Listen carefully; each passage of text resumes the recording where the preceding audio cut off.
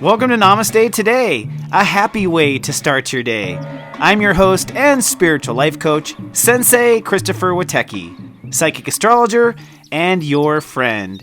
This is your audio blogcast for Friday. Thank Goddess it's Friday the 13th, 2017.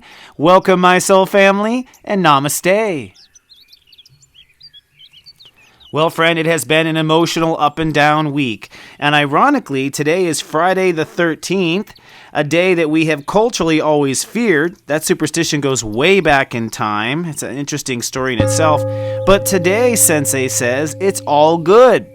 I argue this is the turn away from the hard stuff and toward the golden light. And although next week is going to be a little bumpy, I do see things good and happy in sight. So in today's Zodiac Weather, I'll give you some tips on getting through the weekend and what to expect. And in your tea time, I thought I'd take a look at the year ahead for 2017 and the solar and lunar eclipses this year. Kind of interesting, reveals a lot of interesting direction of what spiritual universe seems to be pointing to. But before we dive into the future, let's dive into the now and listen to your Zodiac Weather and Daily Moodcast. This Zodiac Weather is for Friday, January 13th, 2017. Well, today, step 23 rules the day. That means we will be in our minds today. In fact, you'll be processing all weekend. Thank Goddess, the moon moves into Leo, pulling us into our heart and helping us onto our truths. But don't worry, Venus and Neptune have conjunct, which means fate has officially taken over. Let's take a look at the planets. Hello, my friend. Well, today, step 23 rules the day. We're in the breakthrough portion of the breakdown. We had a breakdown with a full moon in the last 24 hours, and many of you reported in comments on Facebook and under my video at SeriousJoy.tv that you have been going through the emotional turbulence. Well, I'm happy to report that turbulence is over as of today, my friend. I believe you will begin to break through and to understand. Keep in mind, your heart might be a little tender. The moon is in Leo, and so we're kind of licking our wounds and feeling heartfelt about certain things, but that will go away by the end of the day.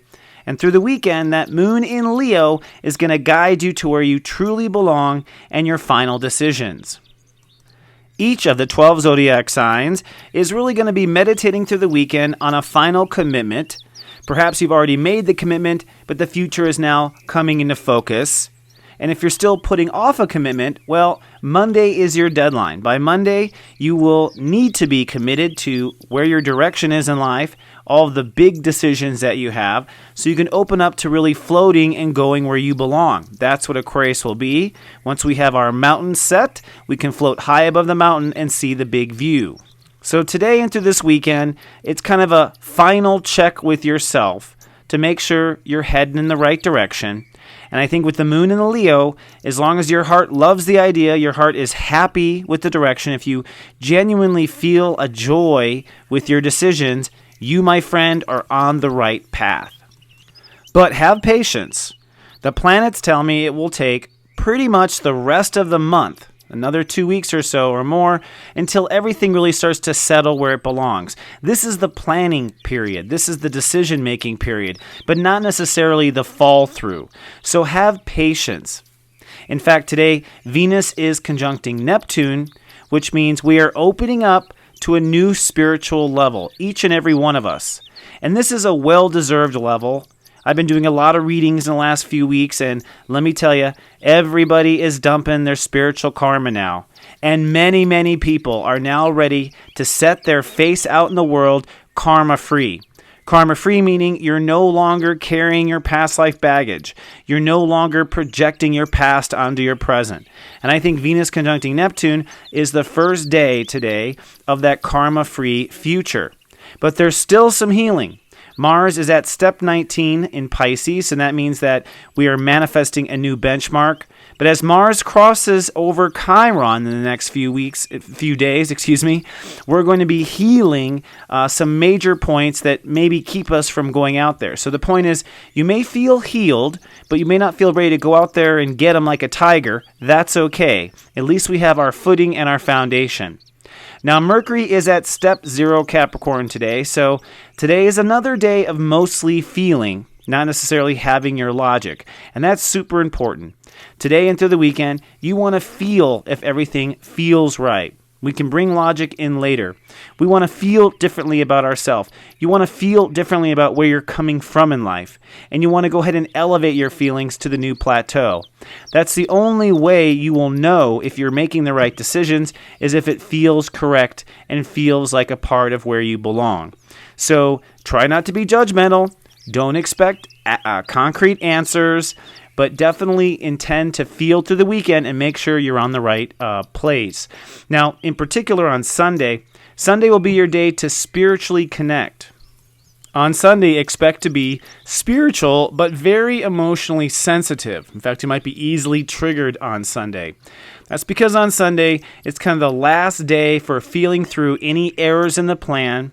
So if anything comes up as a problem on Sunday, recognize that's God universe showing you what needs to be dealt with before your full commitment on Monday. So spiritually, you don't have to have any commitment till Monday to where you're going. And Sunday, there may be warning flags that are raised. And my advice is take those flags seriously, my friend. And with everything this weekend, just check your heart to make sure you vibrate with it. If your heart vibrates with it, you're on the right path. So speaking of seriousness, I thought we would take a look in our tea time at the upcoming eclipses for the year. So go grab yourself a cup of tea and let's have our weekend tea time.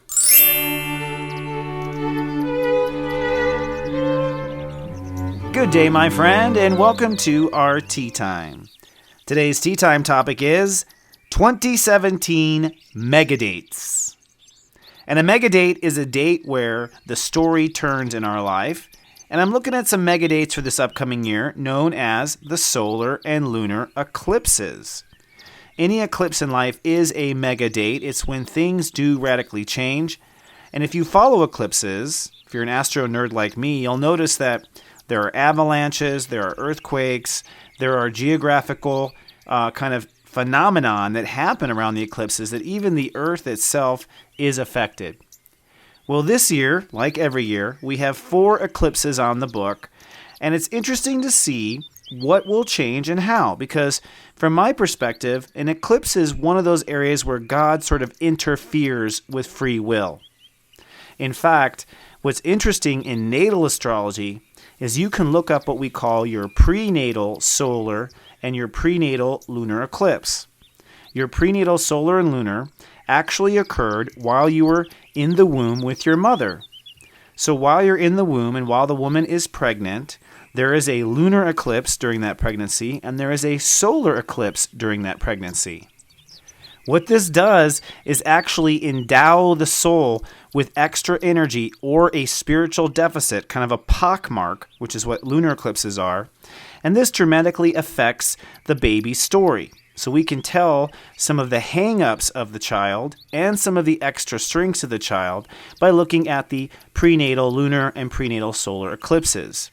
So the eclipses coming out for 2017 are going to greatly affect the unborn children of this year. Just an interesting thing.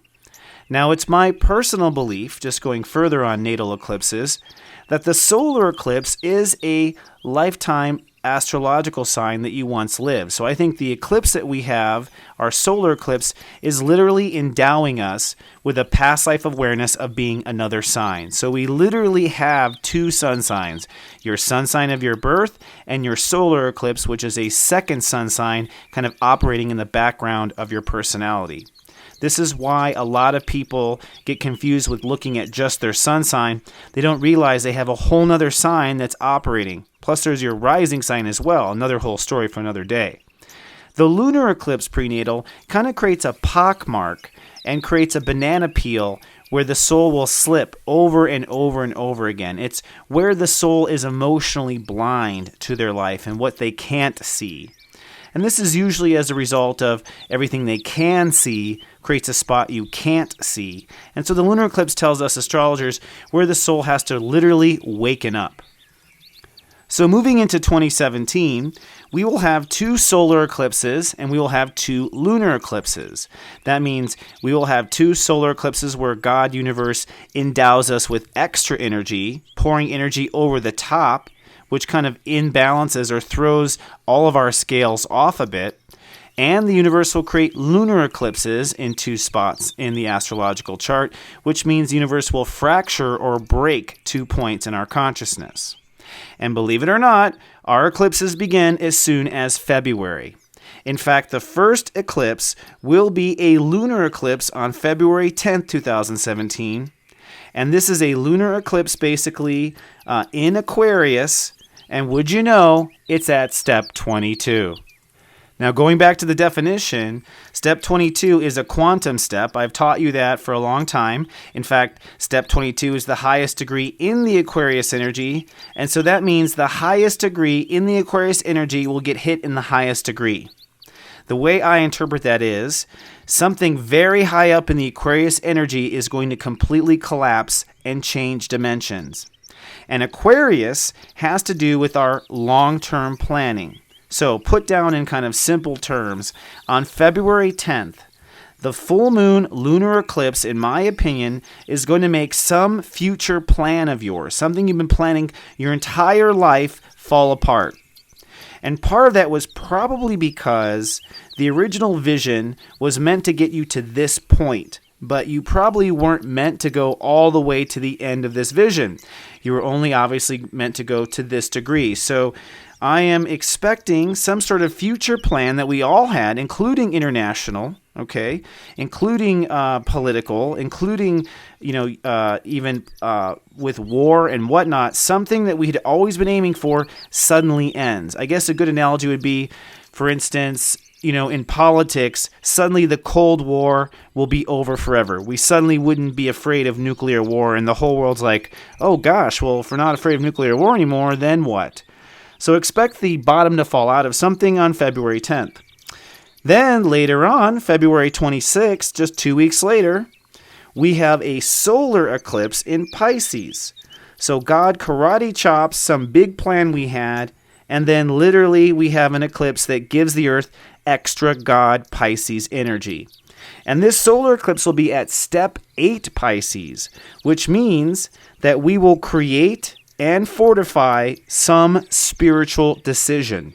So it makes kind of common sense. I mean, early in the month, you have something fall apart, some plan you once had, and later in the month, you fortify it with a new spiritual decision. And it's at step 8, so the decision will be that we are no longer a part of something, that our spirit no longer belongs on a certain realm, that we no longer believe our soul is of a certain karma.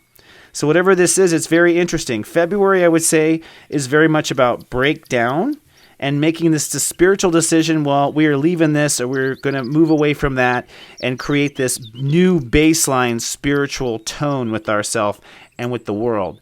And spiritual can mean peace. Spiritual can mean non-judgment. Spiritual can mean literally that we're going to move into a spiritual realm. Now, later on in the year, we go chugging along, of course, and there's a lot to talk about in 2017, but mostly 2017 is theoretical. We're trying out new theories. We're trying to see what works, okay? That's the overall theme of Saturn in late Sagittarius. We're changing the relationship with ourself, with Jupiter in Libra, and expanding that. Those are the big themes, getting stronger with Uranus and Aries. And so by August, we have 2 more eclipses where God once again interferes. And these are fascinating as well. August is, of course, Leo. And we will have a lunar eclipse, which is basically God karate chopping some sort of plan. Okay? And it's at step 15 Leo.